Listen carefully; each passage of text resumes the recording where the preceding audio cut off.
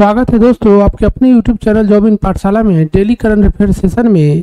आज फिर से 15 प्रश्नों का एक संग्रह हम आपके बीच लेकर आए हैं जो आगामी एनटीपीसी CBT 1 के साथ साथ BSSC एग्जाम के लिए बहुत ही महत्वपूर्ण सिद्ध होगा।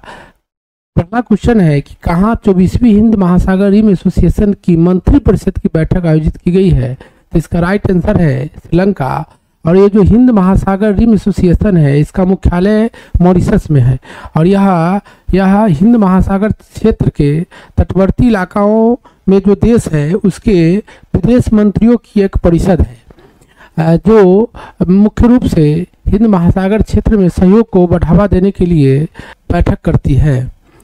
दूसरा नंबर क्वेश्चन है कि राष्ट्रीय व्यापारिक कल्याण बोर्ड की 6ठी बैठक कहाँ आयोजित की गई है। तो इसका राइट आंसर है नई दिल्ली में और इसके अध्यक्ष जो है सुनील जे सिंघी, उसी की अध्यक्षता में यह बैठक हुई है। यहाँ आंतरिक व्यापार को बढ़ावा देने के लिए यह बैठक आयोजित की गई है। दूसरा नंबर क्वेश्चन है कि किस देश के राष्ट्रपति व्लादिमीर पुतिन ने नई सरकार को मंजूरी दी है। तो यह रूस के राष्ट्रपति है। 4 नंबर क्वेश्चन है भारत सरकार ने किस देश के साथ ब्लू इकोनॉमिक सहयोग हेतु समझौता किया है। तो यह मॉरिशस के साथ किया है और भारत सरकार की जो योजना है वो 2025 तक भारत की अर्थव्यवस्था $10 ट्रिलियन तक ले जाने की इसी योजना के तहत यह समझौता किया गया है। 5 नंबर क्वेश्चन है कि हाल ही में टीम इंडिया के 37वां टेस्ट कप्तान किसे चुना गया है। इसका राइट आंसर है शुभमन गिल और उप कप्तान ऋषभ पंत को चुना गया है। 6 नंबर क्वेश्चन है कि राइजिंग नॉर्थ ईस्ट समिट का आयोजन कहाँ किया गया है। तो यह नई दिल्ली में किया गया है और इसके जो की अध्यक्षता जो है वह PM नरेंद्र मोदी ने की है और इसका मुख्य उद्देश्य नॉर्थ ईस्ट में इन्वेस्ट को बढ़ावा देना है। नेक्स्ट क्वेश्चन है 7 नंबर क्वेश्चन कि इसरो द्वारा 2025 को कौन सा वर्ष घोषित किया गया है। तो यह गगनयान वर्ष घोषित किया गया है और इसरो के अध्यक्ष V नारायणन ने कोलकाता के एक प्रोग्राम में यह घोषणा की है कि 2025 को गगनयान वर्ष के रूप में माना जाएगा। और इस योजना के तहत उन्होंने बताया कि 7200 से अधिक जो है प्रयोग हो चुका है और 3000 प्रयोग अभी बाकी है। और इस योजना का मुख्य उद्देश्य है कि भारत के 3 अंतरिक्ष यात्री को 400 किलोमीटर के स्पेस में ले जाना और वहाँ वे 3 दिन बिताएंगे। यह भारत का प्रथम जो है मानव युक्त अभियान अंतरिक्ष अभियान है।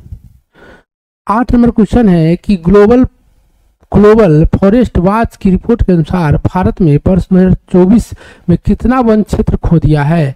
यह 18,200 हेक्टेयर वन क्षेत्र खो दिया है। और यह ग्लोबल फॉरेस्ट वॉच रिपोर्ट जो है यह फॉरेस्ट एरिया के नष्ट होने की रिपोर्ट देती है और यह चौंकाने वाला रिपोर्ट दिया है कि 2024 में पूरे विश्व भर में 6.7 मिलियन हेक्टेयर भूमि नष्ट हुई है, जिसमें शीर्ष पर ब्राजील है जहां 42% भूमि जो है वन क्षेत्र वाली भूमि वह नष्ट हुई है। और इसका सबसे प्रमुख कारण जो है जंगली आग को यानी डाक को माना गया है, जिसके कारण 50% भूमि नष्ट हुई है। 9 नंबर क्वेश्चन है कि हाल ही में ऑस्ट्रेलिया, नॉर्वे, ओमान, सिंगापुर इन 4 देशों को किसने उसके राष्ट्रीय खाद्यान्न आपूर्ति से औद्योगिक ट्रांस फैट को समाप्त करने के लिए मान्यता दी है। यह WHO ने दी है और इन 4 देशों ने ट्रांस फैट जिसके अंतर्गत आता है कार्बोहाइड्रेट, प्रोटीन और फैट, इसको समाप्त की है। और यह जो फैट होता है यह 3 तरह का होता है, एक सैचुरेटेड, दूसरा अनसैचुरेटेड और तीसरा ट्रांस फैट होता है। 10 नंबर क्वेश्चन है कि हाल ही में पद्मश्री सम्मानित रतन सिंह जग्गी का निधन हो गया है। वह किस क्षेत्र से संबंधित थे। तो साहित्य के क्षेत्र से संबंधित थे और साहित्य का अकादमी पुरस्कार इन्हें 1989 में मिला और पद्मश्री जो है अवार्ड इनको 2023 में दिया गया था। 11 नंबर क्वेश्चन है कि भारतीय विदेश व्यापार संस्था ने अपना पहला विदेशी परिषद कहाँ स्थापित किया है। तो दुबई। क्वेश्चन है कि किस देश ने तीसरी संयुक्त राष्ट्र महासागर सम्मेलन 2025 से पहली और दूसरी ब्लू वार्ता की मेजबानी की है? तो यह भारत ने की है।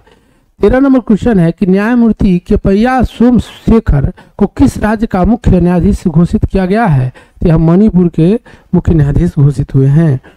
14 नंबर क्वेश्चन है चीन और किस देश के बीच गोल्डन ड्रैगन 2025 नामक सैन्य अभ्यास किया गया है? तो इसका राइट आंसर है कंबोडिया।